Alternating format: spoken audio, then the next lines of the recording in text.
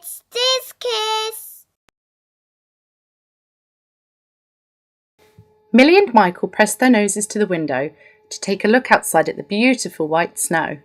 Their warm breath steamed up the cold window pane, and they giggled as they drew faces for Uncle Angelo.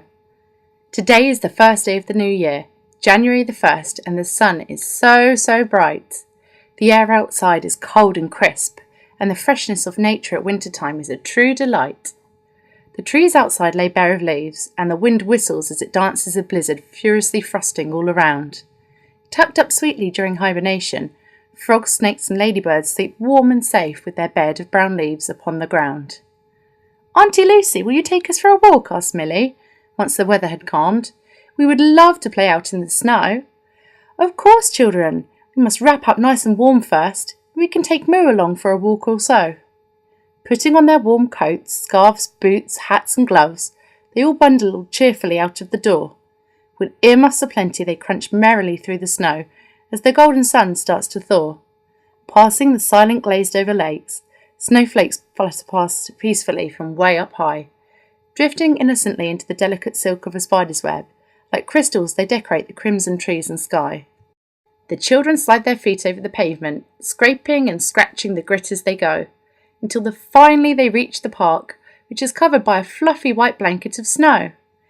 They each plough in turn through the whiteness, scrunching and crunching with feet and hands, packing and patting balls of snow tightly together to build a very large, very jolly snowman.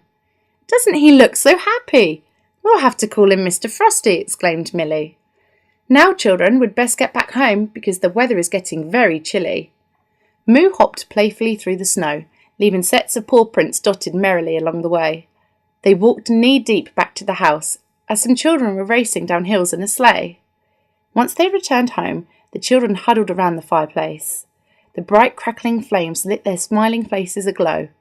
With a cup of warm milk to relax them for bed, they settled onto the rug for story time with Auntie Lucy and Uncle Angelo. "Auntie Lucy, why is the winter so cold?" "Achoo!" sneezed Michael. "The terrible wind and storms gives me such awful flu." "Well, Michael, you see it's because of the Earth's orbit. Perhaps we can demonstrate it for you." The children watched on with amazement as Auntie Lucy and Uncle Angelo gathered their props. A coloured bedsheet, a torch and duvet, some labels, and finally the kitchen clock. You see, children, every year we change through 4 seasons: spring, summer, autumn and winter, which are caused by the Earth orbiting the sun, from January through to December. "But why is the winter so cold?" quizzed Millie. "And what makes the summer so hot and sunny?" "Because the Earth is tilted upon an axis," said Lucy, moving Angelo into the place the children found quite funny. "As the Earth travels around the sun at an angle, one half faces towards the sun and the other half away." "Is that why we have light and darkness?" "No, that's because of the day. The Earth rotates once every 24 hours. Facing the sun during daytime, we're covered in light. As we spin back round to the other side, in darkness we experience night." Michael gasped with understanding. "Oh, I know! There are 365 days in a year!" "That's right! The Earth rotates once each day to take it from right here round to back there. The Earth is constantly rotating, bringing us day and night. Its angle is what determines each season. And when we tilt towards the sun, it's hot during summer, and when we're away from it, in the winter, it's freezing. It is closer to the sun that makes the weather warmer, as the sun's heat and light can only travel in straight lines and not around a corner.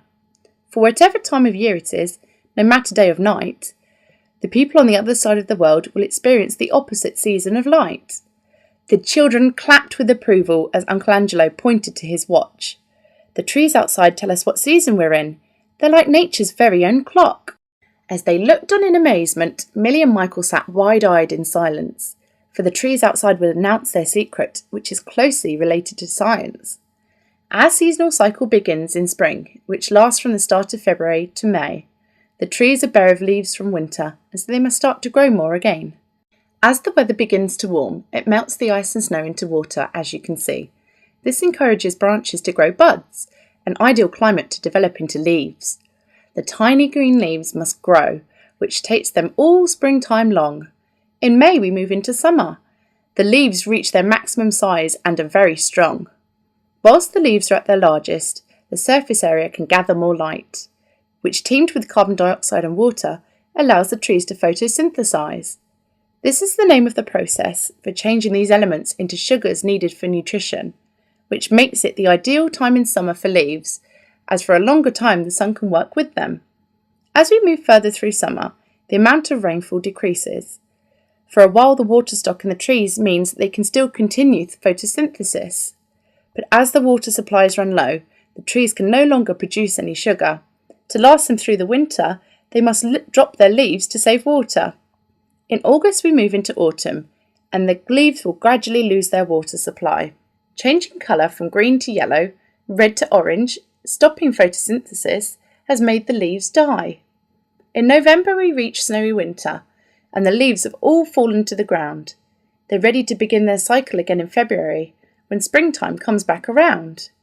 Finishing their story, Uncle Angelo and Auntie Lucy look on with glee, as the children quietly close their eyes, still smiling as they fall fast asleep. Goodbye.